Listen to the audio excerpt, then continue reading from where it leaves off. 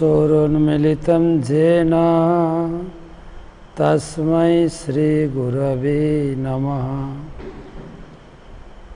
श्रीचैतन्यमनोभीष्टं स्थापितं येन भूतले स्वयं रूप कदा मह्यं ददाति स्वपदान्तिकम्। वन्देऽहं श्रीगुरो श्रीयुतपदकमलं श्रीगुरून् वैष्णवांश्च श्रीरूपं साग्रजातं सहगण रघुनाथान्वितं तं सजीवं साद्वैतं सावधूतं परिजनसहितं कृष्ण चैतन्य देवं श्रीराधा कृष्ण पादं सहगण ललिता श्री विशाखान्वितंश्च। नमो विष्णुपदाय कृष्ण प्रेष्ठाय भूतले श्रीमते भक्तिवेदांत स्वामिनिति नामिने। नमस्ते सारस्वती देवे गौरवाणी प्रचारिणे निर्विशेष शून्यवादी पाश्चात्य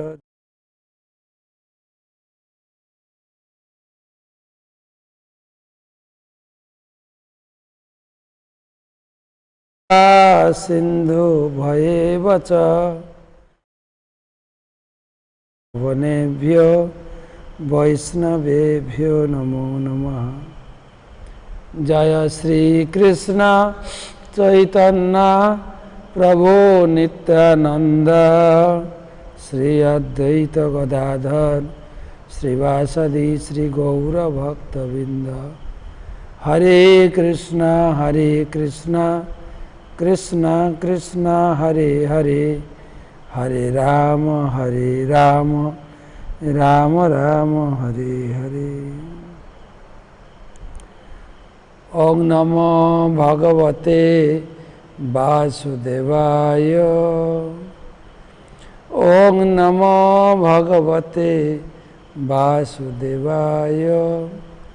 ओम नमो भगवते वासुदेवाय।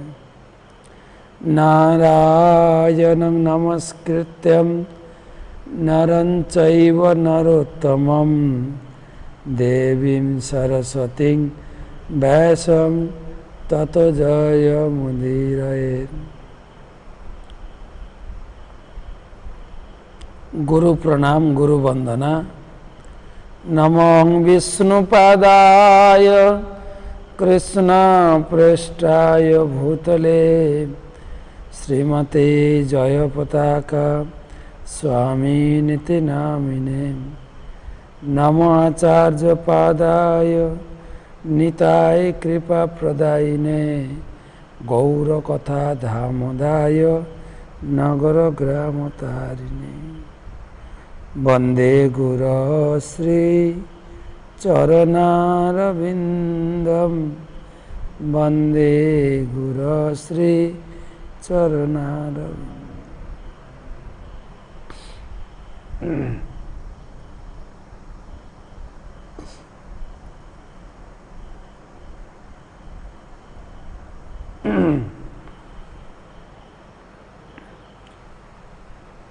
आज के भागवत रसमाधुरीर द्वितीय क्लास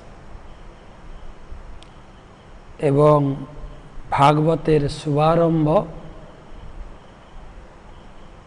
आमरा गतकालके जे श्लोक आलोचना करेছি, गत परशु दिन जे श्लोकटा पाठिয়েছি, जे भागवत हच्छेन साक्षात कृष्ण मूर्ति, সেই শ্লোকটা উচ্চারণ করব একসঙ্গে আপনাদেরকে দেওয়া আছে। যারা গতকালকে নতুন জয়েন করেছেন, আমি এখনো সবাইকে জয়েন করতে পারি নাই। আজকে রাত্রে ক্লাসের পরে জয়েন করে দেব, তাদেরকে পাঠাবো। তো সেই বাংময় বিগ্রহ ভগবান কৃষ্ণের অভিন্ন মূর্তি শ্রীমদ্ ভাগবত, তার বন্দনা করব।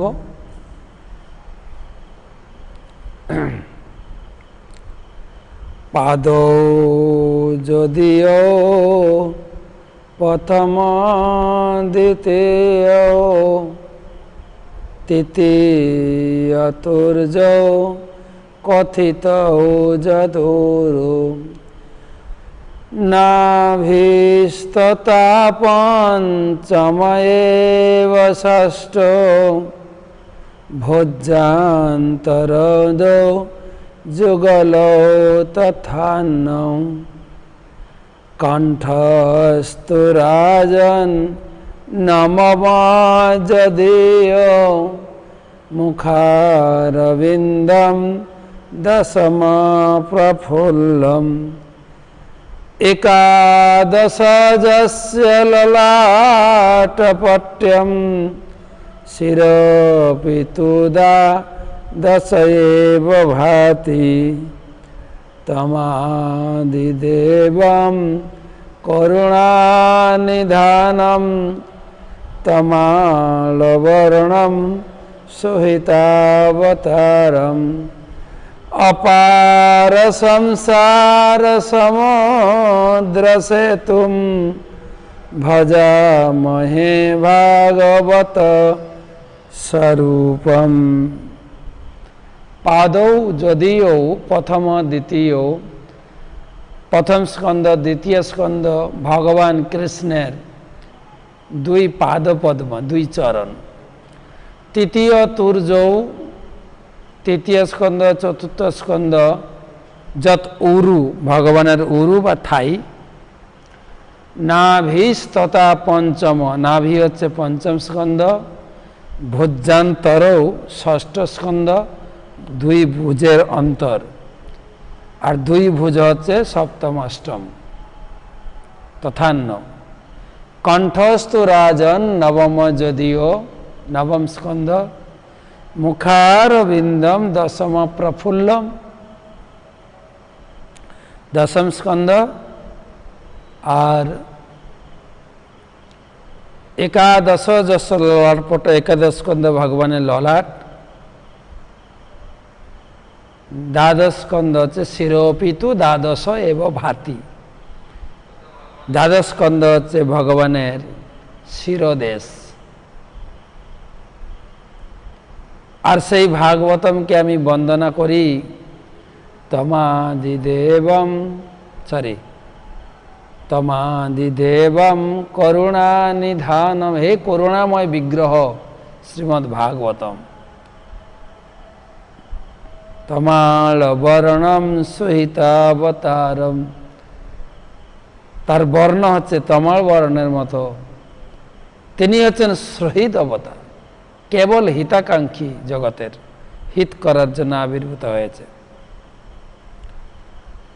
অপার সংসার সমুদ্র সেতুম, এই সংসার থেকে মুক্তি পাওয়া অত্যন্ত কঠিন, অপার, কেউ পার করতে পারে না। ভজামহে ভাগবত স্বরূপম, সেই ভাগবতমকে আমি প্রণাম করি, ভজনা করি। এই হলো ভাগবত বন্দনা। তো গতকালকে আপনাদের একটা ভাগবত মাহাত্ম্যের শ্লোক শুনিয়েছিলাম। আজকে দ্বিতীয় শ্লোক। সর্বশাস্ত্রাবধি পীয়ূষ সর্ববেদৈক সৎফল সর্বসিদ্ধান্তরত্নাঢ্য সর্বলোকৈক দৃক্পদ। সর্বশাস্ত্রাবধি পীয়ূষ सर्ववेदैक सत्फल सर्वसिद्धांत रत्नाढ्य सर्वलोकैक दृक्पद। हे श्रीमद् भागवतम, আপনি হচ্ছেন সর্বশাস্ত্রাব্দি পীয়ূষ, পীযূষ, সর্বশাস্ত্রের পীযূষ রস এই শ্রীমদ্ ভাগবতম। সর্ববেদৈক সৎফল, বেদের নিছড় পাকা ফল, পরিপক্ক বেদের ফল, বেদ বৃক্ষের পরিপক্ক ফল। সর্বসিদ্ধান্ত রত্নাঢ্য, সর্বসিদ্ধান্ত রত্নাঢ্য, যত প্রকারের সিদ্ধান্ত আছে ভক্তি জগতে, সমস্ত সিদ্ধান্তের রত্ন এই শ্রীমদ্ ভাগবতম। সর্বলোকৈক দৃক্পদ, সমস্ত জগৎকে, সমস্ত লোককে দৃক্পদ, রাস্তা দর্শন করাবে, মার্গ দর্শন করাবে। দৃক্পদ, সেই শ্রীমদ্ ভাগবতম আমরা গতকালকে তার ভূমিকা বর্ণনা করেছি। আজকে ভাগবতমের শুভারম্ভ। আমরা গতকালকে আলোচনা করেছি ভাগবতম সর্বসমেত দ্বাদশ স্কন্ধ এবং 18টা খণ্ড। তো প্রথম স্কন্ধে একখানা বই, এখানে রয়েছে 19টা অধ্যায়।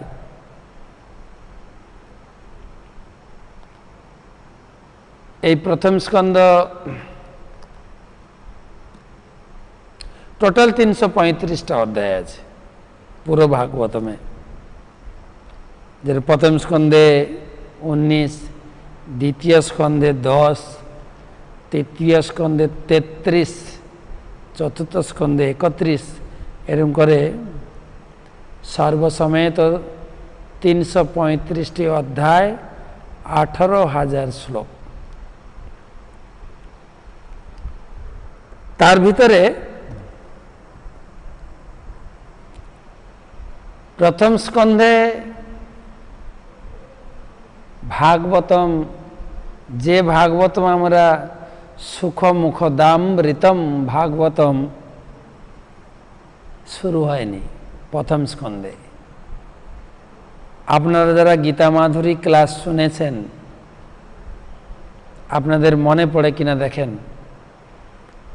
18টা গীতার অধ্যায়ের ভিতরে প্রথম অধ্যায়ে ভগবান জ্ঞান দেননি, দ্বিতীয় অধ্যায় থেকে জ্ঞান শুরু হয়েছে এবং 17 অধ্যায়ে জ্ঞান সমাপ্ত।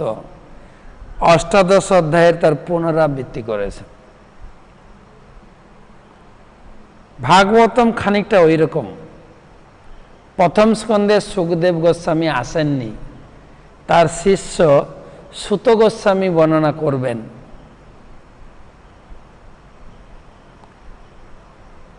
সুখদেব গোস্বামীর মুখ নিঃসৃত বাণী যে ভাগবতম দ্বিতীয় স্কন্ধ থেকে শুরু হবে। তো প্রথম স্কন্ধে কি বর্ণনা আছে? প্রথম অধ্যায়ে বর্ণনা হবে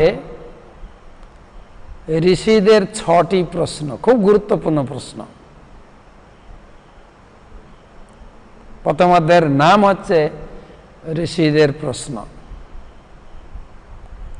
দ্বিতীয় অধ্যায়ে সুত গোস্বামী কয়েকটা প্রশ্নের উত্তর দেবেন। দ্বিতীয় অধ্যায়ের নাম দিব্য ভাব, দিব্য সেবা। সেখানে পরম ধর্মের কথা বলবেন। সবই পুংসাং পরধর্ম যত ভক্তি অদক্ষ।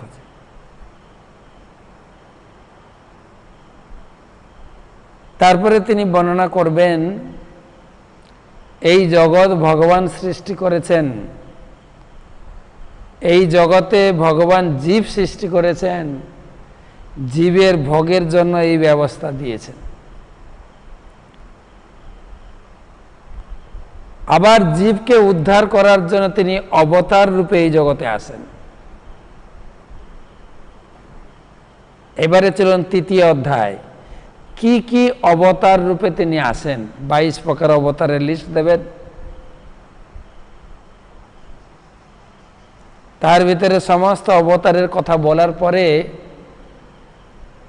সুত গোস্বামী বলবেন, এতে চাংশ কলাপংশ কৃষ্ণস্থ ভগবান স্বয়ং। এই যা অবতারের কথা বললাম, কৃষ্ণ কিন্তু অবতারই, তার কাছ থেকে সমস্ত অবতার আসছে। তিনি সাক্ষাৎ স্বয়ং ভগবান।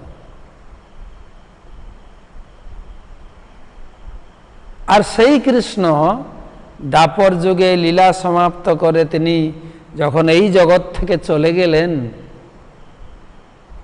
তিনি ভাগবতম রূপে আবির্ভূত হয়েছেন। আর ভাগবতেই সমস্ত ধর্ম তত্ত্ব সংহিত রয়েছে।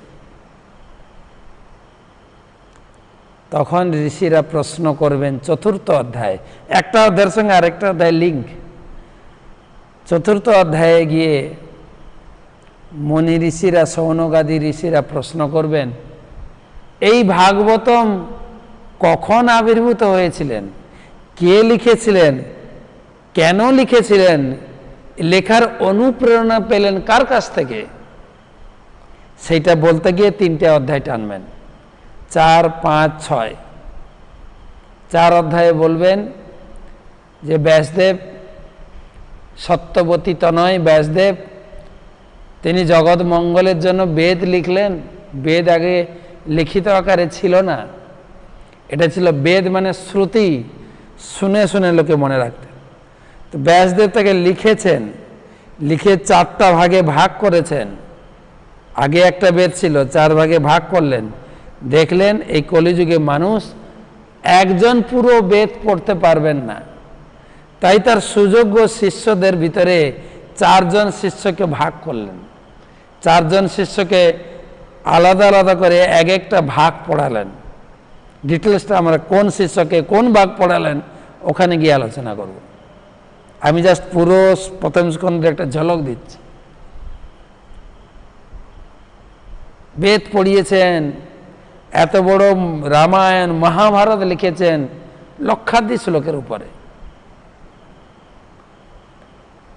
অষ্টাদশ পুরাণ লিখেছেন, 108টা উপনিষদ লিখেছেন।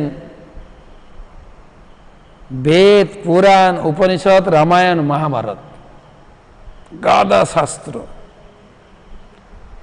কিন্তু এত কিছু লেখার পরে মনে যেন আনন্দ পেলেন না।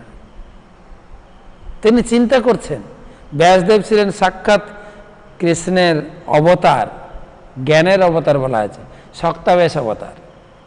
ভগবান শ্রীকৃষ্ণের জ্ঞান শক্তি তার ভিতরে প্রবিষ্ট ছিল, যার ফলে জ্ঞানকে তিনি যেন গ্রন্থের আকারে প্রকাশ করতে পারেন। তিনি চিন্তান্বিত হলেন যে কেন আমি চিত্তে সন্তোষ পাচ্ছি না, এত কিছু গ্রন্থ রচনা করা এর বিশাল কষ্টসাধ্য কাজ। তখন তিনি ধ্যানস্থ হয়ে গুরুদেবকে আহ্বান করলেন, হে গুরুদেব, আমার ভিতরে কোন জিনিসের অভাব যার ফলে আমি চিত্তে আনন্দ পাচ্ছি না। গুরুদেব সাক্ষাৎ অবতরণ করলেন নারদমণি। নারদমণিকে দেখে সসম্ভ্রমে ব্যাসদেব তাকে সাদর সম্ভাষণ করলেন, পূজা করলেন, পাদধৌত করলেন এবং ব্যাসাসনে বসিয়ে অত্যন্ত বিনম্র সহকারে, হে গুরুদেব,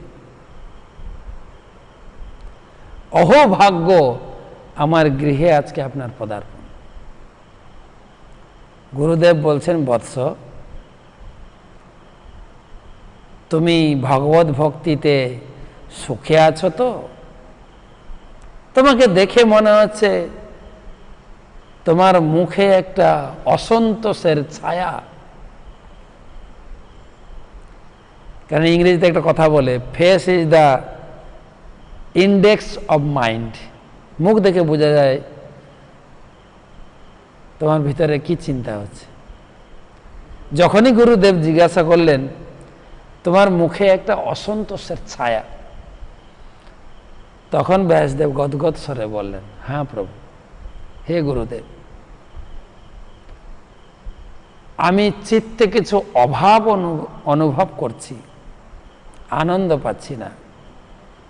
আমি ভগবত ভক্তি সাধন করেছি, আমি গুরু বৈষ্ণবের পূজা করেছি, ভগবান শ্রীকৃষ্ণের আরাধনা করেছি, আপনার নির্দেশ মতো আমি শাস্ত্র রচনা করেছি। আমার ভগবত ভক্তির অভাব কোথায়? হে গুরুদেব, আপনি হচ্ছেন সাক্ষাৎ ভবরোগ বৈদ্য, ডাক্তার। সাধুরা হচ্ছেন ডাক্তার। তো আপনি কৃপা করে আমার অন্তরের যে ভগবত ভক্তি অনুশীলনের অভাব নির্দেশ করুন। তখন নারদমুনি বললেন, পঞ্চম অধ্যায়ে গিয়ে নারদমুনি বলবেন, চতুর্থ অধ্যায়ে ব্যাসদেব তার দুঃখের কথা জানিয়েছেন, পঞ্চম অধ্যায়ে নারদমুনি বলবেন যে তুমি তোমার ভগবত ভক্তি অনুশীলনের কোনো খামতি নেই, এবং তুমি যে এত শাস্ত্র রচনা করেছ তার তুলনা হয় না।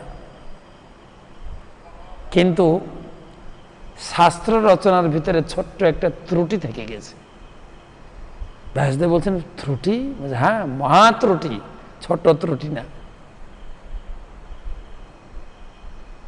তুমি ভাগবতে, তুমি বেদের ভিতরে সরাসরি ভগবানের মহিমা কীর্তন করনি, তুমি ইনডাইরেক্ট ভাবে করেছ।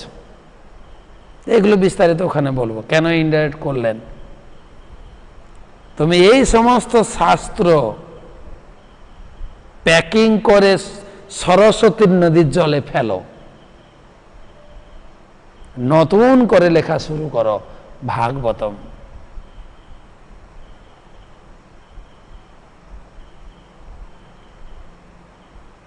বলছে, প্রভু এটা কি করে সম্ভব? আমার এখন আমি জীবনের বার্ধক্য দশায় এসে উপস্থিত হয়েছি, আমার হাত থরথর করে কাঁপছে, আমি লিখবো কি করে?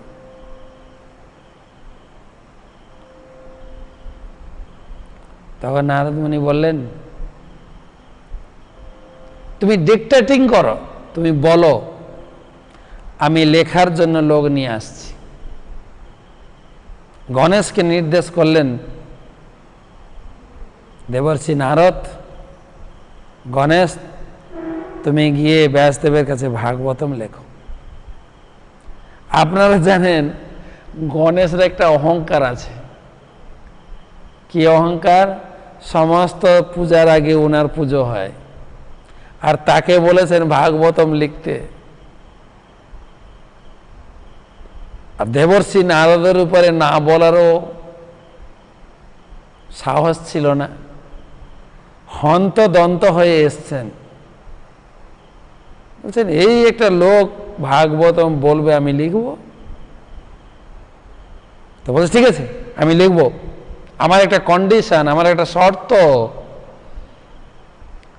আমি ভাগবত লেখা শুরু করব, থামবো না। কিন্তু ব্যাসদেব চিন্তা করছেন, আরে এই চঞ্চল ছেলে, চঞ্চল বালক, একে দিয়ে কি করে ভাগবত?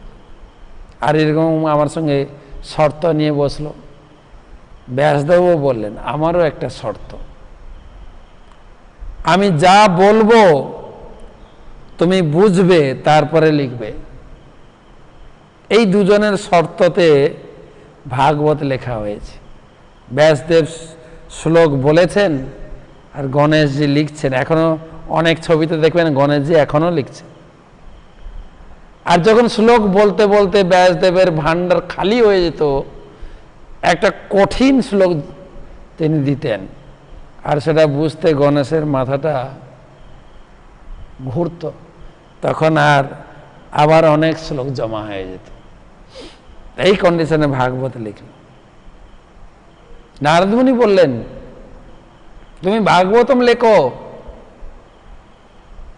যে ভাগবতমের প্রভাবে আমি ছিলাম দাসী পুত্র, আমার পিতৃ পরিচয় নেই, আমার মতো ব্যক্তি সেই ভাগবতমের সংস্পর্শে এসে আমি এখন ভগবানের পার্ষদ, ভগবান আমাকে এই বীণা দিয়েছেন, বীণা যন্ত্রে ভগবানের নাম করতে করতে আমি সর্বত্র ভ্রমণ করছি, কেবল ভাগবতের প্রভাব। তুমি ভাগবতম লেখো। বলতে বলতে নিজের জীবনী একদম ফলাও আকারে ব্যাখ্যা করলেন। আমি কি ছিলাম, আমার মা দাসী ছিল, সে কিভাবে লোকের সেবা করত, আমার কিভাবে জন্ম হলো, সেই জন্ম আমি কিভাবে অতিবাহিত করলাম, বিস্তারিত বর্ণনা। ষষ্ঠ স্কন্ধে চলে গেল। তারপরে ষষ্ঠ স্কন্ধে গিয়ে ফাইনাল তিনি বলে দিলেন, হে ব্যাসদেব, তুমি জ্ঞানের অবতার, তোমার ভিতরে জ্ঞান শক্তির প্রবিষ্ট আছে, তুমি ধ্যানে উপবিষ্ট হও, ভগবান কৃষ্ণের সমস্ত লীলা তুমি তোমার ধ্যানে নিয়ে আসো, আর দেখে দেখে তুমি লেখো, আর দেখে দেখে ডিকটেটিং করো। গণেশজি লিখবেন। ব্যাসদেব গুরুদেবের নির্দেশ মতো সপ্তম অধ্যায়ে গিয়ে ধ্যানে ধ্যানে বসলেন, আর ভগবানের সমস্ত লীলা তার কাছে প্রকাশিত হল। তারপর তিনি লিখলেন। লেখার পর ভগবান কৃষ্ণের কাছে আকুল করে প্রার্থনা করতেন, হে প্রভু, এত মহান শাস্ত্র আমি রচনা করলাম অনেক সাধ্য সাধনা করে গুরুদেবের কৃপায়, কিন্তু এই মহামূল্যবান বস্তু আমি কাকে দিয়ে যাব, এটা কে ধারণ করবে? হে প্রভু, আমাকে যদি একটু উপযুক্ত সন্তান পুত্র দেন, তাকে আমি নিজের মতো করে পড়াবো। সেই হচ্ছে সুখদেব গোস্বামী। তার জন্ম কথা আমি একবার বলেছিলাম, প্রসঙ্গ এলে ওখানেই বলবো কিভাবে সুখদেব এলেন। সে সুখদেব হচ্ছেন সাক্ষাৎ রাধা কৃষ্ণ লীলায় সুখ সারি, সুখ। তো তারপরে পুত্ররূপে সুখদেবকে পেলেন, সুখদেবকে পড়ালেন। সুখদেব পরীক্ষা নিলেন, পরীক্ষায় পাস হলো, তবে তিনি এবারে ইউনিভার্সিটিতে পড়াতে যাবেন, পরীক্ষিতের ইউনিভার্সিটিতে। তো এই প্রথম স্কন্ধে মূলত 19টা অধ্যায়ে 3টা জিনিস বর্ণনা পাবেন। একটা হচ্ছে ভাগবত কিভাবে রচিত হলো, দ্বিতীয় হচ্ছেন ভাগবত কাকে পড়ানো হয়েছিল, তৃতীয় হচ্ছে সুখদেব গোস্বামী এই ভাগবত শ্রোতা হিসাবে পরীক্ষিতকে পেয়েছিলেন। এই পরীক্ষিতকে আনতে গিয়ে সপ্তম অধ্যায় থেকে 19 অধ্যায় টেনেছেন। পুরো মহাভারতের সার সুত গোস্বামী নিয়েছেন। আমি তো ষষ্ঠ পর্যন্ত গেলাম, ভাগবত রচনা হলো। সপ্তম অধ্যায় থেকে পরীক্ষিতকে আনার জন্য এতগুলো অধ্যায় বলেছেন। সপ্তম অধ্যায়ের নাম হচ্ছে দ্রোণপুত্র দণ্ডিত। প্রায় কুরুক্ষেত্রের যুদ্ধ সমাপ্ত, দুর্যোধন কুরুক্ষেত্রের মাঠে উরুভঙ্গ হয়ে পড়ে আছেন, চিৎকার করছেন, ছটফট করছেন যন্ত্রণা। আর তার বন্ধু অশ্বত্থামা, কৃপাচার্য কৃতবর্মা দূর থেকে তার সেই আর্তনাদ শুনে তাদের খুব দুঃখ হলো। আর তারা পরিকল্পনা করলেন যে কুরুক্ষেত্রের যুদ্ধ সমাপ্ত, তো আজকে পঞ্চপাণ্ডব পক্ষ নিশ্চিত ঘুমাচ্ছে। এই রাতারাতি পঞ্চপাণ্ডবকে হত্যা করে যদি তাদের মাথা দুর্যোধনকে উপহার হিসাবে দিতে পারি, অ্যাটলিস্ট মৃত্যুর আগে একটু শান্তি পাবে যে পঞ্চপাণ্ডব নেই।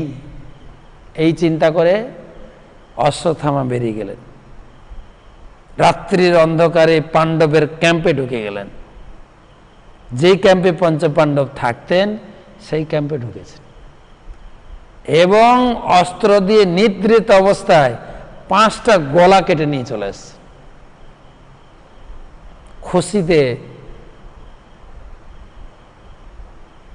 দুর্যোধনকে উপহার দিয়েছেন, বন্ধু সখা, অ্যাটলিস্ট তুমি তোমার জীবন অন্তে জেনে যাও পঞ্চপাণ্ডব ধরাধামে আর নেই। রাত্রির অন্ধকারে কথা হচ্ছে, দুর্যোধন বলছেন, সে কি বলছ? আমার দৃঢ় বিশ্বাস ভগবান কৃষ্ণ থাকতে পঞ্চপাণ্ডবের কেউ কিছু করতে পারবে না। আমার জীবনের এটা অভিজ্ঞতা, অনেক পরিকল্পনা করেছি, সমস্ত পরিকল্পনা ভগবান কৃষ্ণ পুরো পাল্টে দিয়েছেন।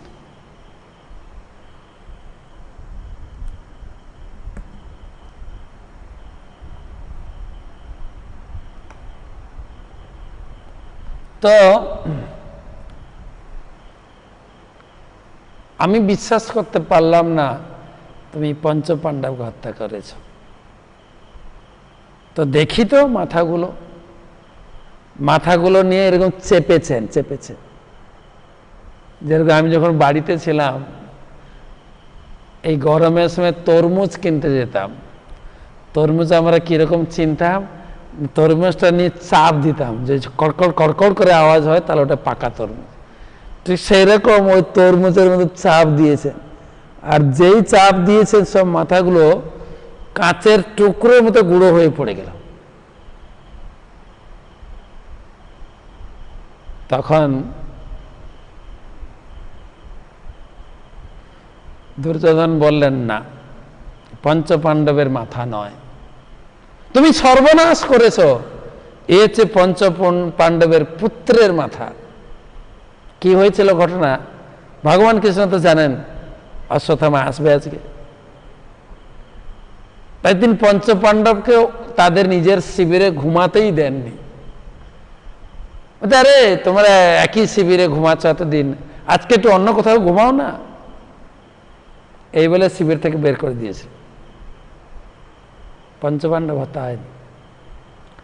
আর সকালে যখন দ্রৌপদী সংবাদ পেয়েছেন তার পঞ্চপুত্র মারা গেছে, দ্রৌপদীর কি আর্তনাদ! আর দ্রৌপদীকে এসে সান্ত্বনা করলেন অর্জুন, হে দেবী, তুমি কেন কান্নাকাটি করছো?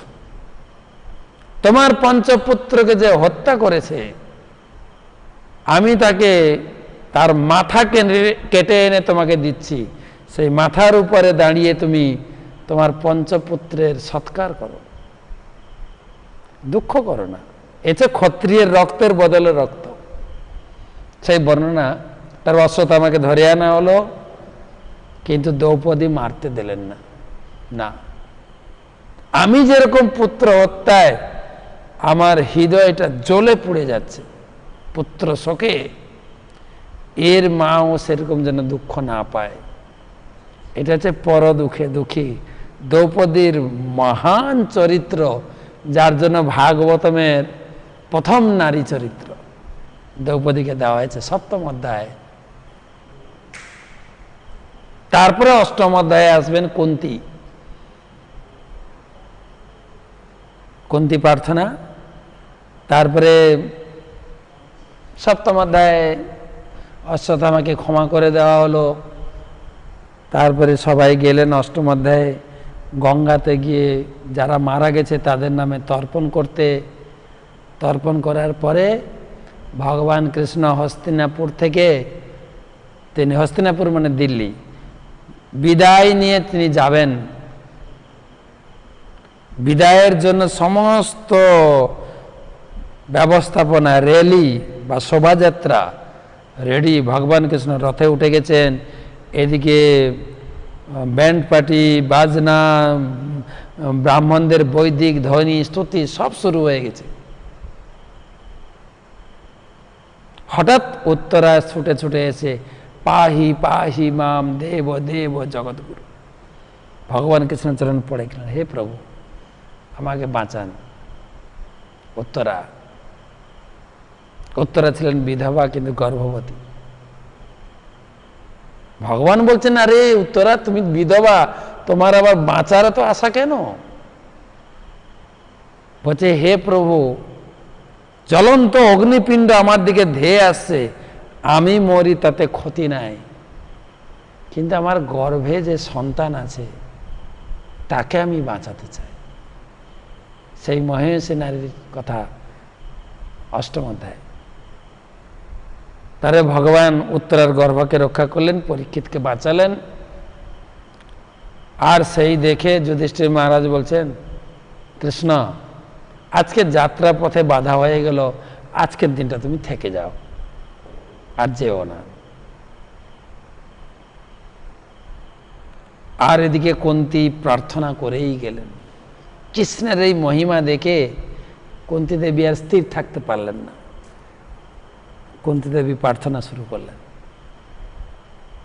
নমস্তে পুরুষম আদ্যম, হে হে আদি পুরুষ কৃষ্ণ তোমাকে আমি প্রণাম করি। কৃষ্ণ বলছেন, পিসিমা হঠাৎ তোমার প্রণাম শুরু হয়ে গেল? বলছে, হ্যাঁ আর চেপে রাখতে পারলাম না, তুমি ভগবান সবাই জানুক জগতে। 18 শ্লোক থেকে 42 শ্লোক কুন্তী স্তুতি সুন্দরভাবে সেটিং করেছেন সুত গোস্বামী। অপূর্ব স্তুতি, অপূর্ব। নম পঙ্কজ নাভায় নম পঙ্কজ মালিনে নম পঙ্কজ নেত্রায় নমস্তে পঙ্কজাঙ্গ্রহে কৃষ্ণায় বাসুদেবায় দেবকী নন্দনায় চ নন্দ গোপ কুমারায় গোবিন্দায় নমো নমঃ। হে কৃষ্ণ, তুমি তোমার মায়ের থেকেও আমাকে বেশি কৃপা করেছ।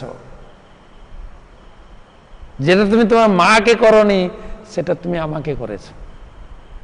কেন না, তোমার মায়ের স্বামী ছিল, তার 6 ছোট সন্তান মারা গেছে, তাদেরকে রক্ষা করেন, কিন্তু আমার একটাও সন্তান মারা যায়নি।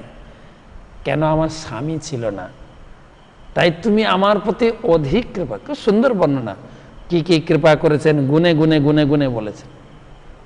একদম পঞ্চপাণ্ডবের জন্ম থেকে কিভাবে ভগবান তাদেরকে রক্ষা করেছে। তারপরে যুধিষ্ঠির বললেন, কৃষ্ণ তুমি থেকে যাও, আজকে আর যেও না। কৃষ্ণ চিন্তা করলেন, আমার একটা কাজ বাকি আছে, এরা তো কুরুক্ষেত্রের যুদ্ধে জিতে গেছে কিন্তু এখনো রাজ্য অভিষেক হয়নি, তাই থেকে গেলেন কৃষ্ণ। রাত্রে বুঝাতে চেষ্টা করলেন, রাত্রে যে মহারাজ এবারে আপনি রাজা হন, রাজকার্য রাজা নেই, অনাথ, সব দুনিয়া অনাথ। যুধিষ্ঠির মহারাজ তিনি জিদ ধরে বসলেন, আমি রাজা হব না, আমি রাজা হব না। আমি এত লোককে হত্যা করেছি, আমার কারণে এত লোক হত্যা হয়েছে, এই পাপী লোক, সমস্ত লোক আমার প্রতিশোধ নেবে। এই পাপী কি করে রাজা হতে পারে? না তো না। আর যুধিষ্ঠির মহারাজ কৃষ্ণ থেকে একটু বড় বয়সে। ভগবান বললেন, মহারাজ আপনার ছোট ভাইকে গীতা পড়ালাম, কিন্তু আপনাকে কি করে পড়াবো? চলুন আপনাকে নিয়ে যাই সেই ভাইস চ্যান্সেলরের কাছে, যিনি এখন আইসিইউতে শুয়ে আছেন, কুরুক্ষেত্রের মাঠে সরসজ্জায় শুয়ে আছেন, সেই ভীষ্মদেবের কাছে চলুন। শুরু হলো নবম অধ্যায়। সবাই যাবেন ভীষ্মদেবের কাছে। আর ভগবানের ইঙ্গিতে প্রথম ভীষ্মদেবের মুখ থেকে বেরোবে, মহারাজ যুধিষ্ঠির, এই যে কৃষ্ণ, যাকে তোমার তোমরা মামাতো ভাই, দূত, ড্রাইভার না কি না বানিয়েছ, সে হচ্ছে সাক্ষাৎ ভগবান। তিনি চাইছেন তুমি রাজা হও, ধর্মরাজ্য প্রতিষ্ঠা করার জন্য এসছে, তুমি কালকেই রাজা হও। আর যুধিষ্ঠিরের তিনি ভীষ্মদেবের প্রতি এত কৃতজ্ঞতা ছিল, ভীষ্মদেবের কথার উপরে কথা বলার তার সেই সাহস ছিল না, মাথা নত করে স্বীকার করেছেন, ঠিক আছে আমি রাজা হব। কৃষ্ণের সঙ্গে তর্ক করেছেন, কিন্তু ভীষ্মদেবের কাছে ঠিক আছে, এক কথায় রাজি। তখন কৃষ্ণ ইঙ্গিত করলেন, মহারাজ যুধিষ্ঠির, লোকটা মারা যাবে, আপনার কিছু জানার থাকলে জেনে নিন। জানেন না, বাড়ির লোক যখন বয়স্ক লোক মারা যায় তখন জিজ্ঞেস করে, কেন কোথায় কত টাকা আছে, কার কাছে কত টাকা রেখেছো, বলে যাও। তো ঠিক রকম সেই যুধিষ্ঠির মহারাজকে বলছেন, আপনি কিছু জানার থাকলে জানুন। তখন রাজধর্ম, স্ত্রী ধর্ম, বর্ণাশ্রম ধর্ম বিভিন্ন প্রশ্ন করেছেন। আর সেই সরসজ্জায় শয়ন করে অনেক বড় তার লেকচার দিয়েছেন। আর সেখানে বিশাল সভা ছিল, লেকচার শোনার জন্য এসেছিলেন। হতে হতে যখন উত্তরায়ণ প্রবেশ করে, তখন লেকচার বন্ধ করে তিনি ভগবানকে প্রার্থনা করা শুরু করলেন। শুরু করতে করতে তিনি এই জগৎ ছেড়ে চলে গেলেন। ভীষ্ম প্রয়াণ, নবম অধ্যায়। তো সবাই চলে এলেন, যুধিষ্ঠিরকে রাজা করা হলো। দশম অধ্যায়ে ভগবান ওর যুধিষ্ঠিরকে বললেন, মহারাজ আর না, এবারে বাড়ি যাওয়ার অনুমতি দেন। আপনার তো একটা সংসার, আমার 16,108টা বউ, তার আবার কত ছেলে মেয়ে, কে কোথায় পড়ছে, কে কোথায় কার ফি দিতে হবে, একটু ছাড়ুন, আমার সংসারে একটু যাই। যুধিষ্ঠির আর আটকালেন না। তাই দশম অধ্যায়ে তিনি হস্তিনাপুর থেকে বিদায় নেবেন। আর একাদশ অধ্যায়ে দ্বারকাতে তাকে স্বাগত করা হবে, স্বাগত জানানো হবে। খুব সুন্দর বর্ণনা কিভাবে কৃষ্ণকে স্বাগত জানানো হবে। 12 অধ্যায়ে এবারে কৃষ্ণকে রেখে দেন, দ্বারকাতে রেখে দেন, ফিরে আসুন হস্তিনাপুরে। হস্তিনাপুরে আনন্দের উদ্বেগ, পরীক্ষিতের জন্ম হয়েছে। পরীক্ষিতের জন্ম এবং পরীক্ষিতের জন্ম কুণ্ডলী ঠিকুচি লেখা হবে। এই শিশু কি হবে বড় হয়ে, সমস্ত মহা পুরুষের সমস্ত গুণ তার ভিতরে প্রকাশ করবেন।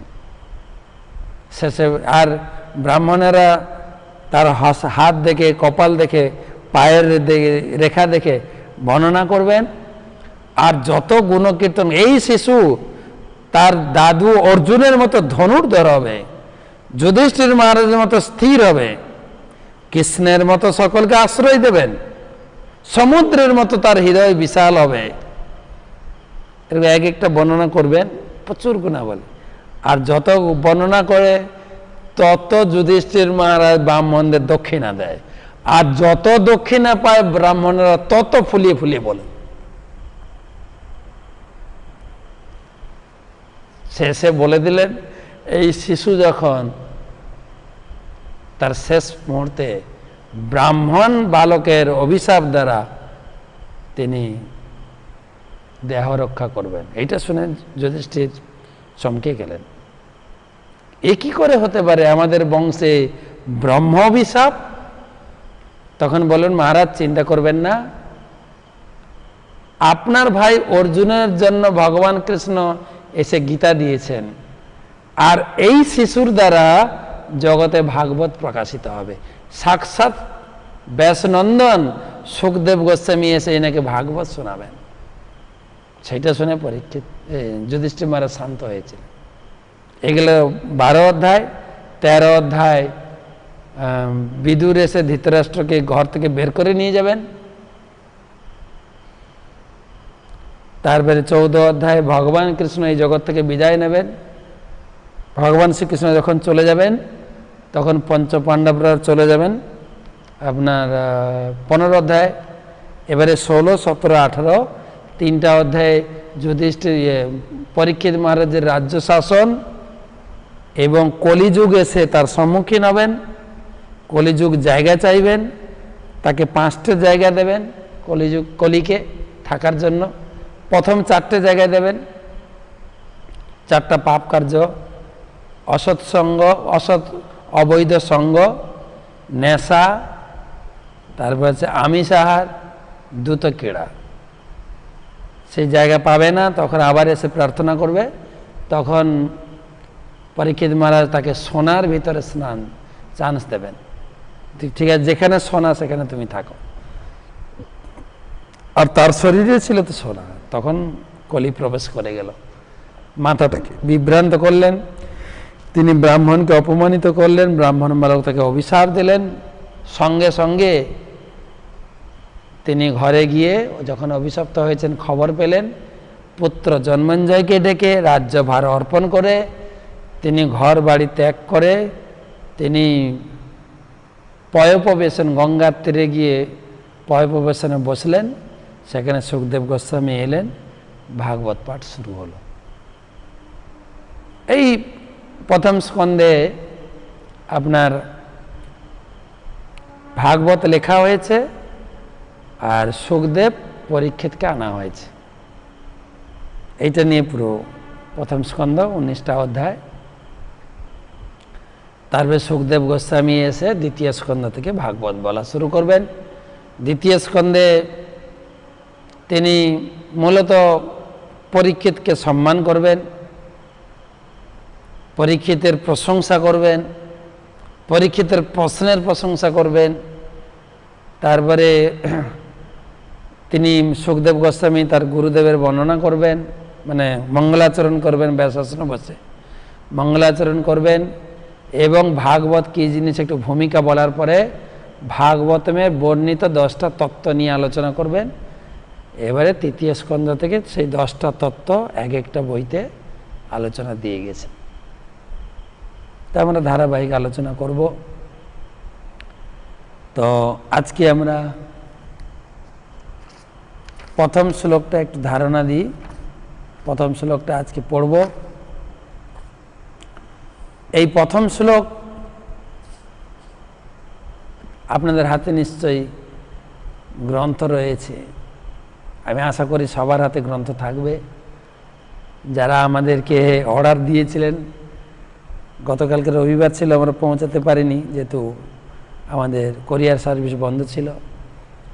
আজ থেকে প্রসেসিং চলছে, যা অর্ডার পেয়েছি আমরা কালকে থেকে পাঠাবো। এবং যাদের কাছে ভাগবত আছে হাতে রাখবেন। শ্লোক দেখেন, প্রথম অধ্যায় ঋষিদের প্রশ্ন, প্রথম শ্লোক। আমি শ্লোক নাম্বার লেখা শিখিয়েছি, আপনাদের নোট পাঠিয়ে দেখবেন। 1 1 1 1 মানে প্রথম স্কন্ধ, 1 মানে প্রথম অধ্যায়, 1 মানে প্রথম শ্লোক। প্রথম স্কন্ধ, প্রথম অধ্যায়, প্রথম শ্লোক, 1 1 1। কালকে লিখব প্রথম স্কন্ধ, প্রথম অধ্যায়, দ্বিতীয় শ্লোক, 1 1 2। এই টার্মটা জানতে হবে। হ্যাঁ, শ্লোকে দেখেন, একসঙ্গে পড়ি। ওং নমো ভগবতে বাসুদেবায় জন্মাদস্য যতয়ন্নয়াৎ ইততর চার্থেষু অভিজ্ঞ সরান তেনে ব্রহ্মা হৃদয়াদি কবয়ে মুহ্যন্তি যৎসূরয়ঃ তেজবারি মৃদম যথা বিনিময় যত্র ত্রিসর্গো মিশাম ধামনা সেন সদা নিরস্ত কুহকম সত্যং পরম ধীমহি।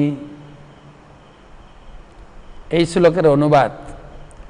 হে বসুদেব তনয় শ্রীকৃষ্ণ, হে সর্বব্যাপ্ত পরমেশ্বর ভগবান, আমি আপনাকে আমার সশ্রদ্ধ প্রণতি নিবেদন করি। আমি শ্রীকৃষ্ণের ধ্যান করি, কেননা তিনি হচ্ছেন প্রকাশিত ব্রহ্মাণ্ড সমূহের সৃষ্টি, স্থিতি, প্রলয়ের পরম কারণ। তিনি প্রত্যক্ষ এবং পরোক্ষভাবে সব কিছু সম্বন্ধে অবগত। তিনি সম্পূর্ণভাবে স্বাধীন, কেননা তার অতীত কোনো কারণ নেই। তিনি আদি কবি ব্রহ্মার হৃদয়ে সর্বপ্রথম বৈদিক জ্ঞান প্রদান করেছিলেন। তার দ্বারা মহান ঋষিরা এবং স্বর্গের দেবতারাও মহাচ্ছন্ন হয়ে পড়েন। ঠিক যেভাবে মোহাচ্ছন্ন হয়ে পড়লে আগুনে জল দর্শন হয় অথবা জলে মাটি দর্শন হয়, তারই প্রভাবে জড় প্রকৃতির তিনটি গুণের মাধ্যমে জড়জগতের সাময়িক প্রকাশিত হয় এবং তা অলীক হলেও সত্যবৎ প্রতিভাত হয়। তাই আমি সেই পরমেশ্বর ভগবান শ্রীকৃষ্ণের ধ্যান করি, যিনি জড়জগতের মোহ থেকে সম্পূর্ণরূপে মুক্ত, তার ধামে নিত্যকাল বিরাজ করেন। আমি তার ধ্যান করি, কেননা তিনি হচ্ছেন পরম সত্য। এই এত বড় শ্লোক ছিল প্রভুপাদ, আমাদের প্রতিষ্ঠাতা আচার্য, ইস্কন প্রতিষ্ঠাতা আচার্য, তিনি 8 পৃষ্ঠারে ব্যাখ্যা দিয়েছেন। আমি প্রতিটা লাইন পড়েছি, আজকে আগেও পড়েছে, আজকেও আপনাদের সামনে কিছু বলবো বলে পড়ে এলাম। আমি জানি না আপনারা পড়ছেন কিনা, চেষ্টা করবেন প্রতিদিনের পড়া প্রতিদিন করতে, তাহলে আপনার ভিতরে কিছু প্রশ্ন জাগবে, তখন এই বিষয়ে প্রশ্ন জাগবে। না হলে এদিক সেদিক করে অনেক প্রশ্ন করছেন, কিন্তু যে বিষয়ে আলোচনা হচ্ছে, মহারাজ এই শ্লোকটার এই কথাটা আমি বুঝতে পারিনি, তাহলে প্রশ্ন আসবে এবং আপনার বুঝতে সুবিধা হবে। ওকে, আমি একটু একটু করে ব্যাখ্যা করার চেষ্টা করছি। ওং নমো ভগবতে বাসুদেবায়। প্রথমে ভাগবতমের প্রথম 3টি শ্লোক, এই আজকে 1 নম্বর, কালকে 2 নম্বর, পরশুদিন 3 নম্বর, এই 3টি শ্লোক হচ্ছে মঙ্গলাচরণ। ব্যাসদেব মঙ্গলাচরণ লিখেছেন। আর যে কোনো বই লিখতে গেলে মঙ্গলাচরণ লিখতে হয় না, মঙ্গলাচরণ। সেই মঙ্গলাচরণ, তো মঙ্গলাচরণ 3টি ভাগ, সেই চৈতন্য চরিতামৃতে বলা হয়েছে, সেই মঙ্গলাচরণ হয় ত্রিবিধ প্রকার, বস্তু নির্দেশ, আশীর্বাদ, নমস্কার। 3টে ভাগ, নমস্কার, বস্তু নির্দেশ, আশীর্বাদ। 3টা শ্লোকে 3টা জিনিস বর্ণনা আছে। প্রথম শ্লোকে, আজকের শ্লোকে ব্যাসদেব নমস্কার করছেন। ওং নম, আমি নমস্কার করি। কাকে নমস্কার করি? ভগবতে, ভগবানকে। কোন ভগবানকে? বসুদেবের পুত্র বাসুদেবকে। তো শ্রীল প্রভুপাদ লিখছেন, এই লাইনটা হচ্ছে, আপনি গীতা পড়েছেন, গীতা ক্লাস কমপ্লিট করেছেন, গীতা পড়ে আমি বুঝতে পেরেছি বসুদেবের পুত্র কৃষ্ণই হচ্ছেন ভগবান। তিনি শেষ উপদেশও তাই দিয়েছেন, সমস্ত কিছু পরিত্যাগ করে কেবল আমার পূজা করো। এটা যিনি স্বীকার করেছেন যে কৃষ্ণই হচ্ছেন ভগবান আর কেউ না, এইটা যিনি স্বীকার করেছেন, তিনি ভাগবতমে অ্যাডমিশন টেস্টে পাস করলেন। হ্যাঁ, আপনি অ্যাডমিশন পেলেন ভাগবত পড়ার। কেন? আপনি স্বীকার করলেন ওং নমো ভগবতে বাসুদেবায়, ভগবান বাসুদেবকে আমি প্রণাম করি। এই কথাটা আপনি রিপ্লেস করতে পারবেন না, ওং নমো ভগবতে সামথিং বসিয়ে দেবেন না। এই একদম অরিজিনাল অথেন্টিক বর্ণনা শ্লোক। তাই প্রথমে আমরা স্বীকার করে নিলাম ওং নমো ভগবতে বাসুদেবায়। বাসুদেব, বসুদেবের পুত্র বাসুদেবই হচ্ছেন সাক্ষাৎ ভগবান। তিনি কেমন? তাকে আমি প্রণাম করি। তিনি কেমন? না জন্মাদস্য, যত। জন্ম মানে সৃষ্টি। ভগবানের 3টে কাজ, GOD, আমরা গীতা ক্লাসে আলোচনা করেছি। জি ফর জেনারেটর, অর্থাৎ জি ফর যিনি সৃষ্টি করেন, ও ফর অপারেটর, যিনি সৃষ্টিকে পালন করেন, পালন পোষণ করেন, ডি ফর ডেস্ট্রয়ার, যিনি সৃষ্টিকে যখন প্রয়োজন ধ্বংস করেন। তাই এখানে বলছেন জন্ম আদি অশ্ব, অর্থাৎ সৃষ্টি স্থিতি পালন ধ্বংস যত যা কিছু এই বাসুদেব কৃষ্ণই করেন, বসুদেবের পুত্র। অন্যয়াদ ইততর, তিনি কখনো সরাসরি করেন, কখনো ইততর।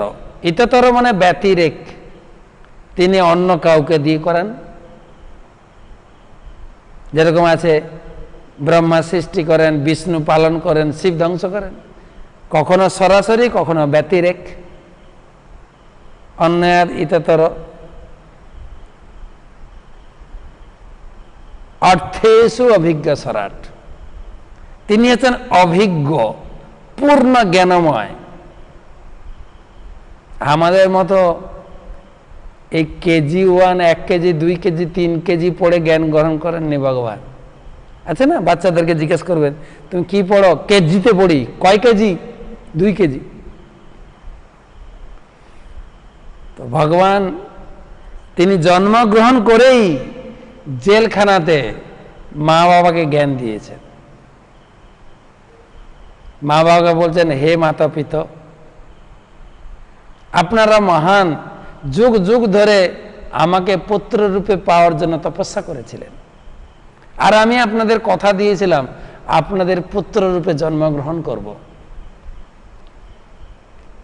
প্রথম জন্মে এসেছিলাম, আপনারা দুজনে এসেছিলেন পৃষ্ণী সুতপা, পৃষ্ণী মায়ের গর্ভে আমি এসেছিলাম, তাই আমার নাম হয়েছিল পৃষ্ণী গর্ভা।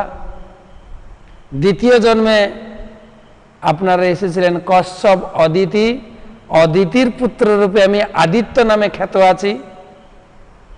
আর এই জন্মে আপনারা এসেছেন দেবকী বসুদেব, আমার নাম হবে বসুদেব পুত্র বাসুদেব, দেবকীর পুত্র দেবকী নন্দন। তো তিনি ভগবান জন্মগ্রহণ করে 3 জন্মের লেসন পড়িয়েছেন মা বাবাকে। তখন মা বাবা বলছেন, দেবকী বলছেন, হে প্রভু, আপনি আমার পুত্র রূপে জন্মগ্রহণ করেছেন, তাই পুত্র হয়ে যান, আমরা যেন লালন পালন করতে পারি। আর সেই ছোট হয়ে গেলেন ভগবান। এই হচ্ছে ভগবান, পূর্ণ জ্ঞান, সেজন্য অভিজ্ঞ। আর তিনি সরাট, তিনি স্বাধীন পুরুষ, কারোর উপর নির্ভরশীল নন। আমরা সবাই নির্ভরশীল, কিন্তু ভগবান স্বাধীন, সরাট, স্বাধীন, স্বাধীন পুরুষ। তেনে মানে তিনি ব্রহ্মা হৃদা জ আদি কবয়ে। ব্রহ্মা মানে ব্রহ্মা, চতুর্মুখ ব্রহ্মা, তাকে বলা হয় আদি কবি। তিনি কবি মানে তিনি হচ্ছেন ভক্ত, আদি কবি। এই সরাট এবং অভিজ্ঞ পুরুষ কৃষ্ণ সৃষ্টির শুরুতে ব্রহ্মার হৃদয়ে এই ভাগবতম জ্ঞান প্রকাশ করেছিলেন।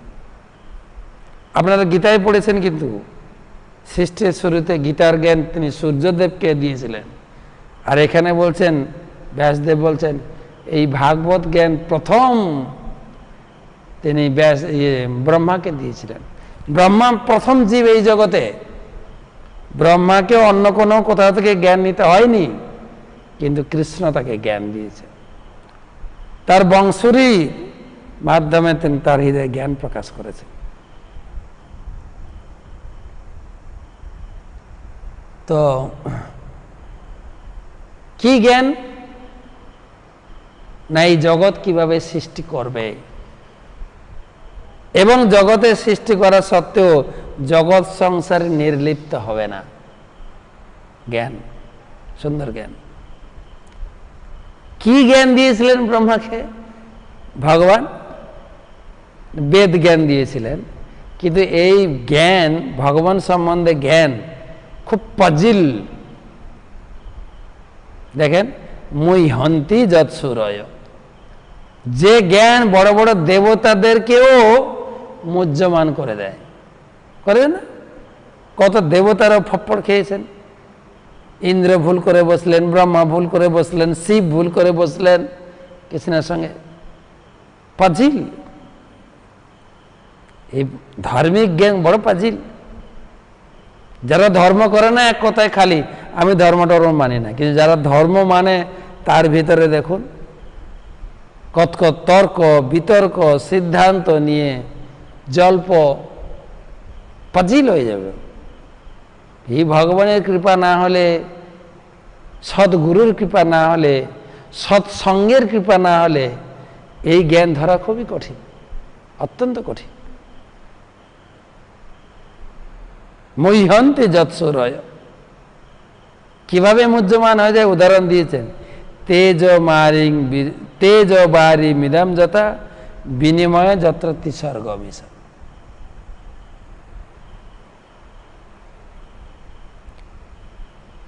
তেজ বারি, যেরকম জলে মাটি দর্শন, মাটিতে জল দর্শন, মরীচিকার মতো। সেই জ্ঞান মূর্তি ধামনা, ধামনা মানে আমি ধ্যান করি, সেন, সেন মানে তাকে, স্বয়ং পরমেশ্বর ভগবানকে। ধামনা সেন সদা সর্বদা নিরস্ত কুহকম,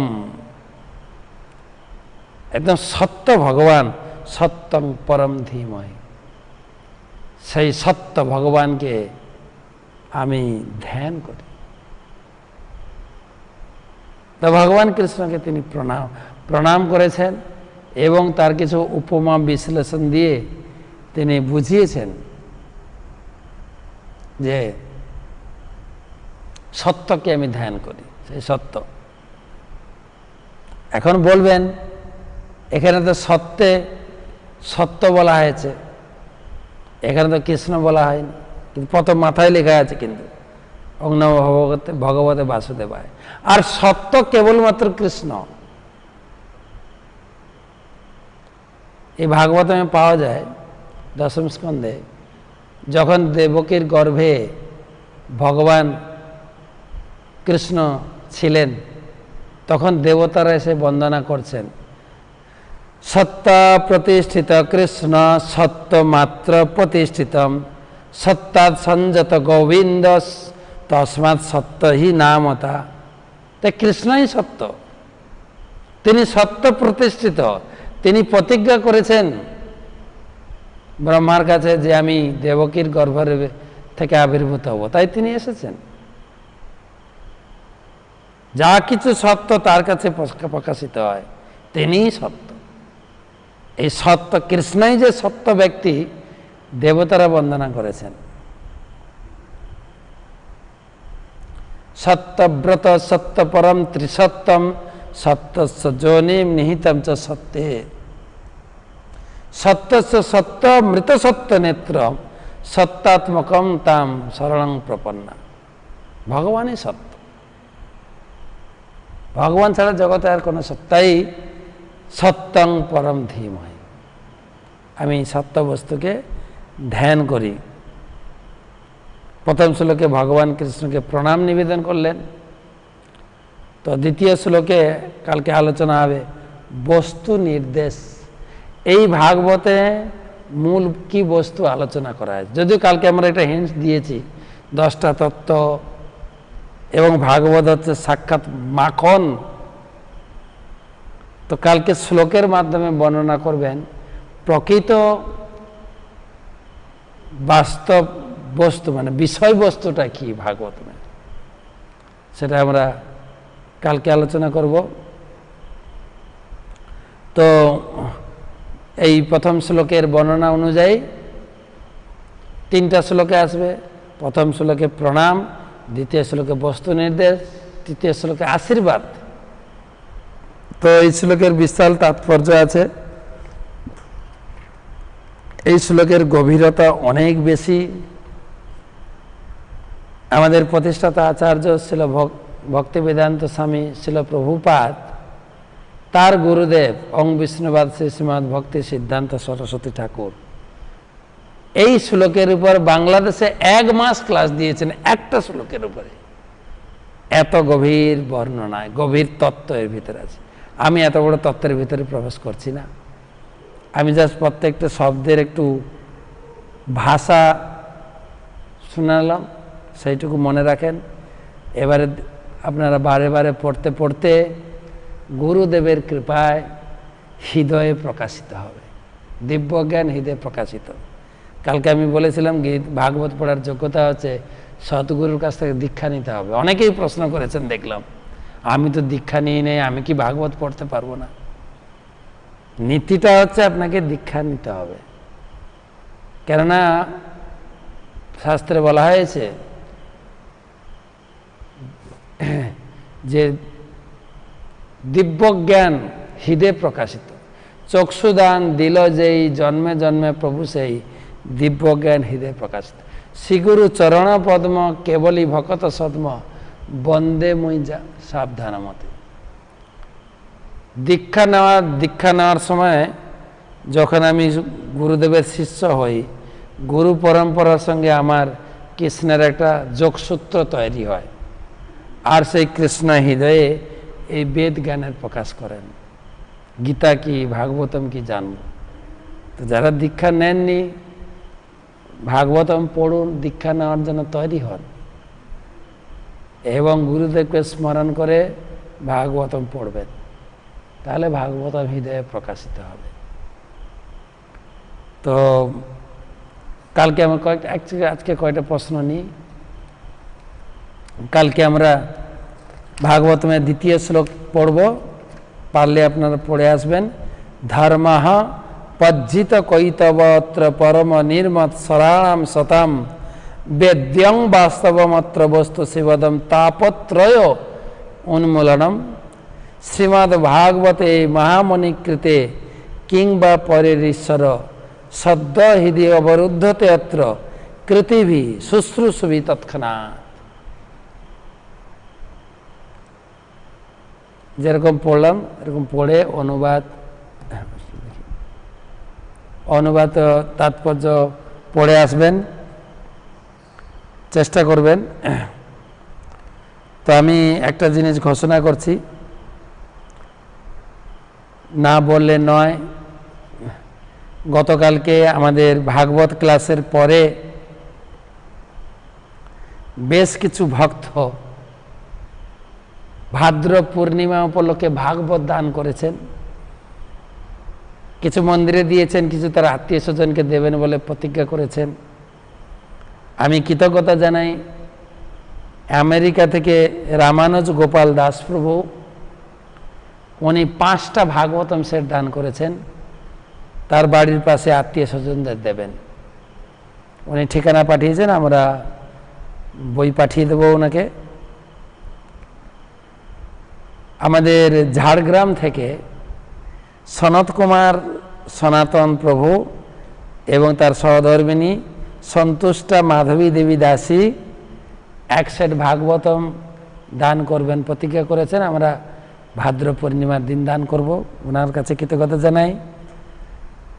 বাংলাদেশ থেকে শিপ্রাশিল দিনাজপুর 1 সেট ভাগবত দান করবেন। তো মহান তিথি চলছে, ভাদ্র পূর্ণিমা তিথি, সামনে 2 তারিখ 2 সেপ্টেম্বর ভাদ্র পূর্ণিমা।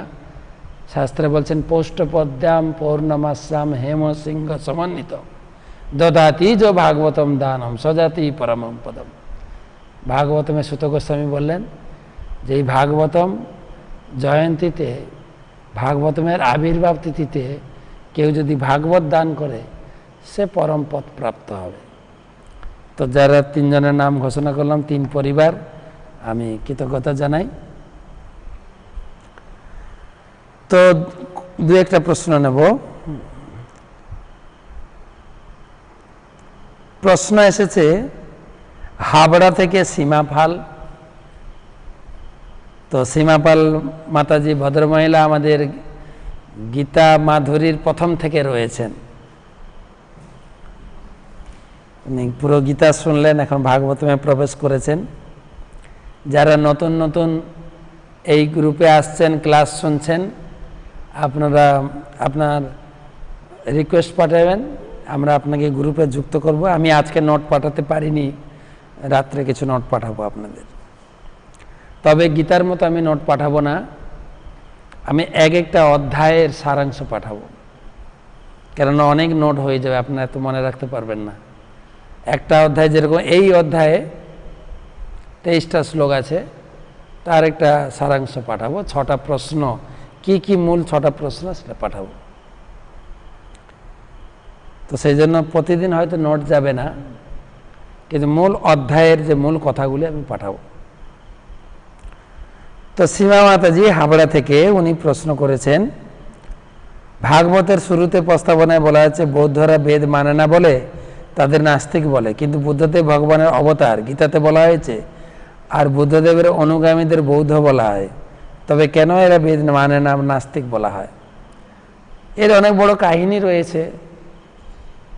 বেদের নাম করে ব্রাহ্মণেরা বা কিছু বেদ অনুসরণকারী ব্যক্তিরা বেদের নাম করে প্রচুর বলি দেওয়া শুরু করলো, এত পশু হত্যা হতে শুরু করলো, ভগবান নিজেই বুদ্ধদেবের এসে পশু বলিটা বন্ধ বলছে, বেদটা ছাড়ো, অহিংসা পরম ধর্ম।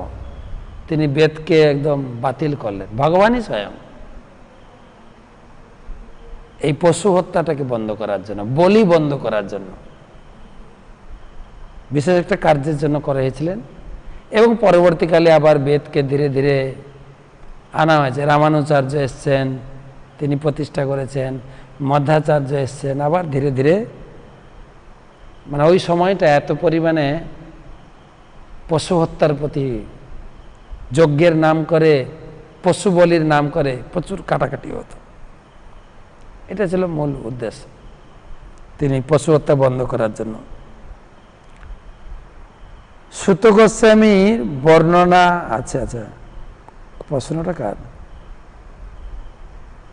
আমার প্রশ্ন হলো, ব্যাসদেব যে ভাগবত লিখেছেন তা কি সুত গোস্বামী বলার আগে নাকি পরে? কৃপা করে একটু বিশ্লেষণ করবেন, কারণ আমরা যে ভাগবত পড়ি তা সুত গোস্বামীর বর্ণনা আছে। প্রশ্ন খুব সুন্দর আপনার, বা এই ধরনের প্রশ্ন আমি আশা করছিলাম। তো ব্যাসদেব আগে লিখেছেন, কে পড়বে, কে কাকে পড়াবে, সব উনি লিখে গেছেন। উনার লেখার পরে তিনি সুখদেবকে পড়িয়েছেন, সুখদেব কি বলবেন, সুখদেবের শিষ্য সুত কি বলবেন, কোথায় পাঠ হবে, সব তিনি সাজিয়ে গেছেন। ব্যাসদেবের উপরে আর কেউ একটা শ্লোক সংযোজন করেননি। ব্যাসদেব ছিলেন ত্রিকালজ্ঞ পুরুষ। আমাদের গাণিতিক হিসাবে আমরা বিচার করলে এটাকে মেলাতে পারবো না, এটা অপ্রাকৃত তত্ত্ব। ব্যাসদেব সব লিখে গেছেন, তিনিই লিখে গেছেন যে সুত গোস্বামী পড়ে শোনাবেন। সমস্ত শ্লোক ওনারই লেখা। কিন্তু আমরা টাইম বা আমাদের মাথার দিয়ে বিচার করলে এটাকে মিলাতে পারবো না। যে সুত গোস্বামী বললেন, ব্যাসদেব কি করে লিখলেন, আমরা বর্ণনা করতে করতে পড়ব। যা কলিযুগে ঘটছে এসব বর্ণনা ব্যাসদেব লিখে গেছেন, সব লেখা আছে। তিনি ছিলেন পরাশর নন্দন ত্রিকালজ্ঞ পুরুষ। পরাশরের নাম শুনে থাকবেন। যদিও ব্যাসদেবের জন্মটা নিয়ে কিছু কিছু লোক এটাকে নিয়ে তর্ক করে বা নিন্দনীয় বলে মনে করে, কিন্তু ব্যাসদেব, আপনারা শুনবেন কিভাবে ব্যাসদেবের জন্ম হলো, আমি ওখানে বলবো। কিন্তু ব্যাসদেবের পিতা হচ্ছেন পরাশর। যে সমস্ত জ্যোতিষবিদ্যা আছে না, যারা জ্যোতিষী বিদ্যা পড়াশোনা করে, ডিগ্রি লাভ করে, হস্তরেখা বিচার করছেন, কুষ্টি তৈরি করছেন, বাস্তু বিচার করছেন, এ সমস্ত লেখা, এসব সমস্ত গাণিতিক হিসাব পরাশর করেছেন। তার পুত্র ব্যাসদেব মহান ব্যক্তিত্ব ছিল, তো তিনি সব লিখেছেন। সুত গোস্বামী একটাও শ্লোক সংযোজন করেননি বা কেউ না। এ পুরো পটভূমি তিনি দিয়ে গেছেন। ওকে, তিথি মাইতি হাওড়া আমতা থেকে, মহারাজ আমার জানার ইচ্ছা আছে, দেবশ্রী নারদ জানতেন যে ভগবান শ্রীকৃষ্ণের আদি পুরুষ এবং নারায়ণের সৃষ্টি ভগবান শ্রীকৃষ্ণ থেকে, তাহলে নারদমণি কেন সবসময় নারায়ণ নারায়ণ বলেন? ভগবানের নাম,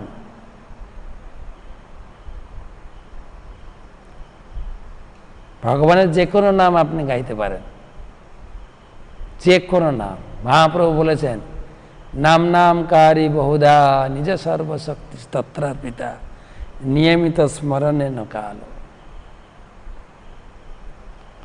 ভগবানের সব নামে পূর্ণ শক্তি আছে। তিনি বিভিন্ন যুগে তার বিভিন্ন শিষ্যকে বিভিন্ন মন্ত্রে দীক্ষা দিয়েছেন।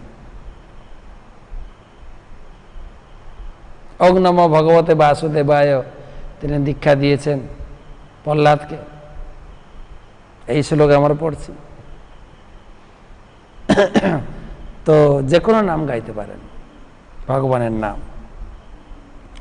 আমরা কিছু বোঝানোর জন্য কোনো কোনো ক্ষেত্রে বলি কৃষ্ণের মাধুর্যতা বেশি, নারায়ণ, কিন্তু কৃষ্ণ নারায়ণের ভিতরে কোনো ভেদ নেই, কোনো ভেদ নেই।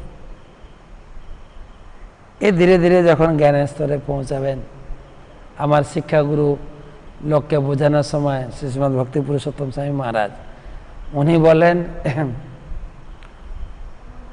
জাত না জাত, বিচারক বিচারক বিচারক যখন তিনি আদালতের বিচারের আসনে থাকেন, তার চেহারা আলাদা। তিনি অর্ডার করছেন কারো শাস্তি, কারো পুরস্কার। সেখানে সবাই যখন যায় একদম কাকুমাকু হয়ে, সার সার লড় লড়। কিন্তু সেই বিচারক যখন ঘরে আসেন, হয়তো কাপড় জামা চেঞ্জ করে লুঙ্গি পরে বসে আছেন, নাতি তার ঘাড়ে চাপছে, সে তখন আর সে ঘরের লোক। তো কৃষ্ণের মাধুর্যতা ঘরের মতো, তার সখী, তার বন্ধু, তার সখা, সবার সঙ্গে তিনি এরকম ঘরের মতো মিশেছেন। আর নারায়ণ হচ্ছে সেই জাজের আসনে, মানে বিচারকের আসনে বসার মতো। সেখানে সবাই সম্ভ্রম, কিন্তু ব্যক্তি একই। এ ধীরে ধীরে উন্নত স্তরে পৌঁছালে আপনি বুঝবেন।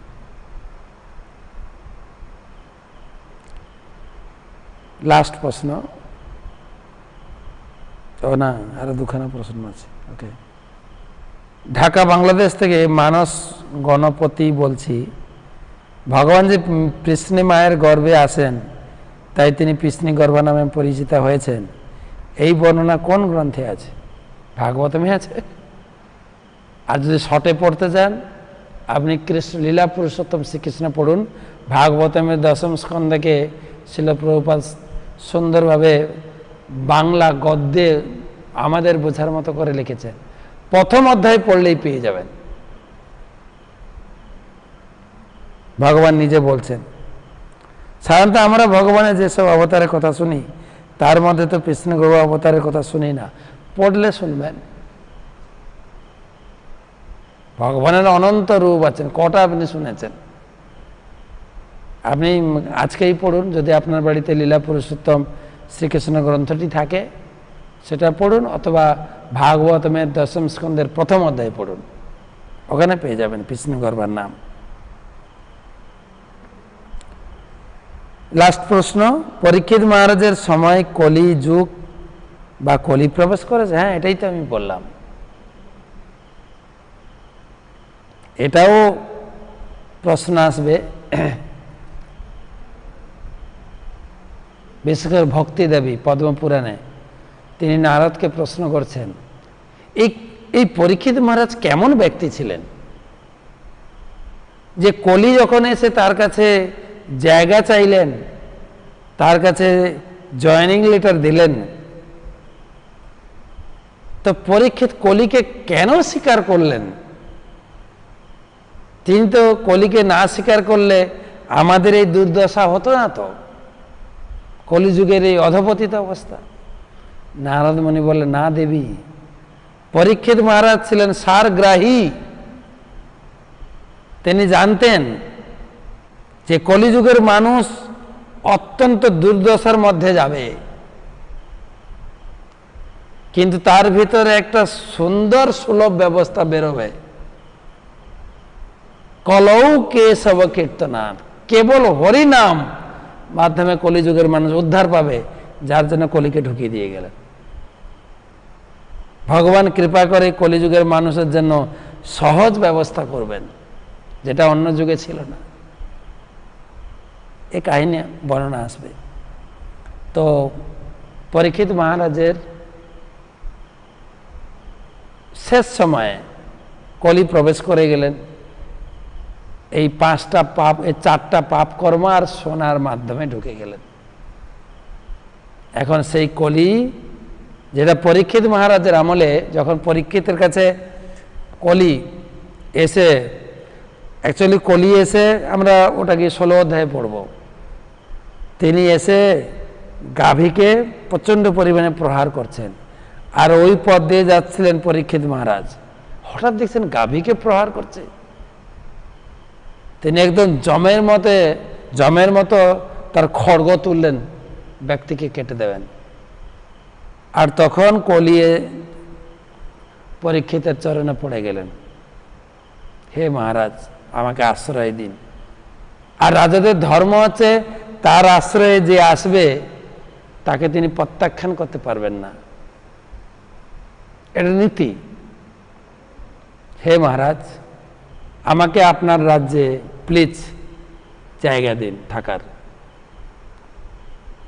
তখন পরীক্ষিত মহারাজ বললেন, ঠিক আছে, তুমি 4টা জায়গায় বেছে নাও, 4টা জায়গায় থাকো, যেখানে জুয়া খেলা হবে, যেখানে নেশা, নেশা মানে সব রকমের নেশা, 1 আঙ্গুলের সেবা, আচ্ছা আমাদের ভারতে বেশি আছে, বাংলাদেশে এত নেই, 2 আঙ্গুলের সেবা অথবা 5 আঙ্গুলের সেবা, পুরো মদ, সব নেশার ভিতরে তুমি থাকবে। যেখানে নেশা, যেখানে অবৈধ সঙ্গ, অবৈধ মেলামেশা, স্ত্রী পুরুষের অবৈধ বিচার, সেখানে থাকবে। 3 নম্বর হচ্ছে যেখানে আমিষ ভক্ষণ হয়, ছোট বড় সব আমিষ, মাছ মাংস ডিম সব। আর হচ্ছে জুয়া খেলা। এই 4টা জায়গায় তুমি থাকো।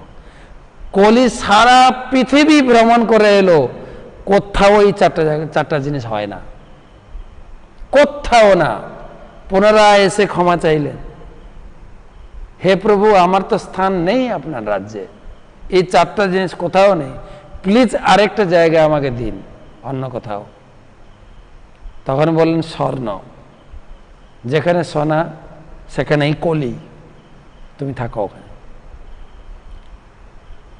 তো পরীক্ষিত মহারাজ আমলে এই 4টা কাজ কেউ করতো না। আর সেই পরীক্ষিত মহারাজের যখন পারমিশন পেয়ে ঢুকে ধীরে ধীরে ধীরে ধীরে, এখন তো এই 4টা কাজ ছাড়া চিন্তাই করা যায় না। যদি কাউকে বলা এই 4টা কাজ বন্ধ করো, প্রভুপাদ যখন আমেরিকায় গিয়েছিলেন, এই 4টা জিনিসের উপরে আমেরিকা দাঁড়িয়ে আছে। অবৈধ সঙ্গ, ওদের তো বিয়ের প্রথা নেই, লিভ টুগেদার, প্রভুপাদ না গিয়ে বিয়ে চালু করেছেন, যারা ইস্কনের সঙ্গে জুড়েছেন তাদেরকে প্রভুপাদ বিয়ে দিয়েছে, বাকি ওদের বিয়ে নেই। অবৈধ সঙ্গ, অবাধ মেলামেশা, ওদের নিয়ম ওটাই, অবৈধ সঙ্গ। তারপরে আমাদের দেশে তো লুকিয়ে লুকিয়ে মদ খায়, ওখানে মা ঢেলে দিয়ে যাবে। আর মদ খায় মানে তারা ঘরে থাকে না, কোথায় ঘুমায়? রাস্তায় ঘুমায় না। প্রভুপাতের নোটে লিখেছেন, আরে আমি এলাম এদেরকে বৈরাগী বানাতে, এরা তো আগে থেকে বৈরাগী হয়ে আছে, ঘরে থাকে না, সব সব উলঙ্গ হয়ে যেখানে সেখানে পড়ে থাকে।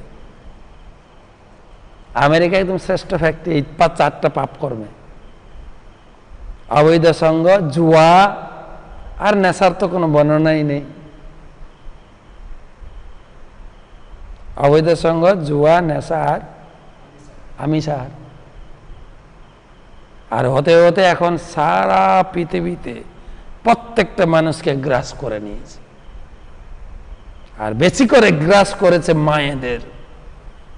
কি করে ছোট থেকে ছেলে মেয়েকে জোর করে আমিষ খাওয়াবো। আর আমাদের তো একটা উক্তি হয়ে গেছে, আমিষ না খেলে দুবলা পাতলা হয়ে যাবে, মরে যাবি তুই। এখন তো এই চারটা জিনিস ছাড়া জীবন লোকে চিন্তাই করতে পারে না, কিন্তু পরীক্ষিতের আমলে কেউ করতো না। ঠিক আছে, কলিযুগের বিস্তার এখন পুরো একদম ছড়িয়ে গেছে, কিন্তু চৈতন্য মহাপ্রভুর কৃপায়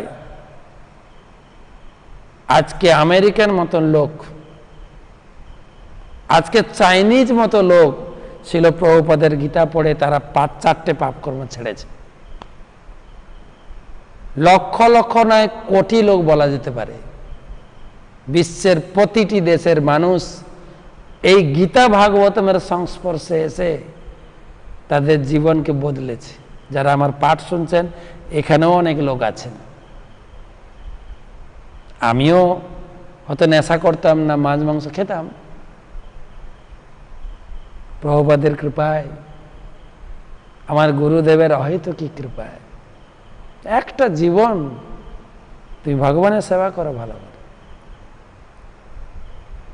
তো কলি স্টার্ট হয়েছে, কিন্তু চৈতন্য মহাপুরু দিব্য অস্ত্র হরিনামের মাধ্যমে মানুষ এই 4টে পাপ কর্মকে প্রতিহত করতে পারে, 4টা পাপ কর্মকে জয়ী করতে পারে এবং নিজের জীবনকে এগিয়ে নিয়ে যেতে পারে। সেই পন্থা পরীক্ষিত মহারাজ জানতেন, তাই তিনি বলছেন সারগ্রাহী লোক যারা পরবর্তী জেনারেশন কলিযুগে আসবে, সারগ্রাহী ব্যক্তি, তারা এটা গ্রহণ করবে। এবং ব্রহ্মবৈবর্ত পুরাণে জন্মাষ্টমীর দিন আমার গুরুদেব তিনি বর্ণনা করছিলেন, ভগবান কৃষ্ণ যখন এই ধরাধাম ছেড়ে চলে যান, সমস্ত দেব দেবী নদ নদী, গঙ্গা যমুনা সরস্বতী পবিত্র নদী এসে কৃষ্ণের কাছে বলেন, হে প্রভু আপনি চলে যাচ্ছেন এই জায়গায়, এখানে এই ধরাধামে লীলা সমাপ্ত করে, আমরা কেউ থাকবো না, আমরা চলে যাব আপনার সঙ্গে। তখন ভগবান শ্রীকৃষ্ণ বলেন, না, তোমরা অপেক্ষা করো যে 4500 বছর, 4500 বছরের পরে আমি আসবো হরিনাম প্রচার করতে। আর ঠিক 5000 বছরের পরে একজন দিব্য পুরুষের আবির্ভাব হবে পৃথিবীতে, যিনি আমার সে হরিনাম প্রেম ধর্ম সমস্ত জগতে প্রচার করবে, প্রচুর ভক্ত তৈরি হবে, আর সে সমস্ত ভক্তের স্পর্শ তুমি পাবে। গঙ্গাকে বললেন, সে সমস্ত ভক্তরা যখন তোমার জলে স্নান করবে, তুমিও উৎফুল্লিতা হয়ে যাবে। সেই চৈতন্য মহাপ্রভুর প্রেমের বাণীর প্রচার তুমি নিজের চোখে দেখবে। কি করে আফ্রিকান লোক, কি করে চাইনিজ লোক, তারা কি না খায়, কি করে আমেরিকান লোক তারা ধুতি পাঞ্জাবি পরে তিলক পরে হরিনাম করছে, যা আমরা বাঙালিরা করতে লজ্জা পাই। ধুতি পরতে লজ্জা পাই, কলায় মালা পরতে লজ্জা পাই, ধর্মের কথা বলতে লজ্জা পাই, আজকে তারা করছে। আর তাদের দেখে দেখে এখন আমরা বাঙালিরাও আমাদের বাংলায়, পশ্চিম বাংলা, পূর্ব বাংলায় এখন বহু লোক গ্রহণ করছে। আমাদের বর্তমানে ইসকনের স্ট্যাটাসে আমাদের ভারতে সব থেকে প্রচার বেশি, এবং তার ভিতরে বাংলা, 2 বাংলা, পশ্চিম বাংলা পূর্ব বাংলা, লোকে মহাপ্রভুর এই কৃপা গ্রহণ করে 4 প্রকার পাপ থেকে নিজেকে মুক্ত রেখে নিজের জীবনকে শুদ্ধ করছে। এটা আমরা শাস্ত্র থেকে জানতে পাচ্ছি। তো আপনাদের সঙ্গে কালকে আবার দেখা হবে, 2য় শ্লোক নিয়ে আসবো। প্লিজ আপনাদের যাদের ভাগবতম আছে, ভাগবতম হাতে রাখবেন। কালকে আমরা 2য় শ্লোক পড়ব। 2য় শ্লোকের অনুবাদ তাৎপর্য যদি পড়ে আসতে পারেন ভালো, নাহলে আমি আমার মতো করে পড়ে যতটুকু গুরুদেবের কৃপায় বুঝি আপনাদেরকে বলার চেষ্টা করব। সঙ্গে থাকুন, কালকে আবার দেখা হবে। হরে কৃষ্ণ কৃষ্ণ কৃষ্ণ হরে হরে, হরে রাম রাম রাম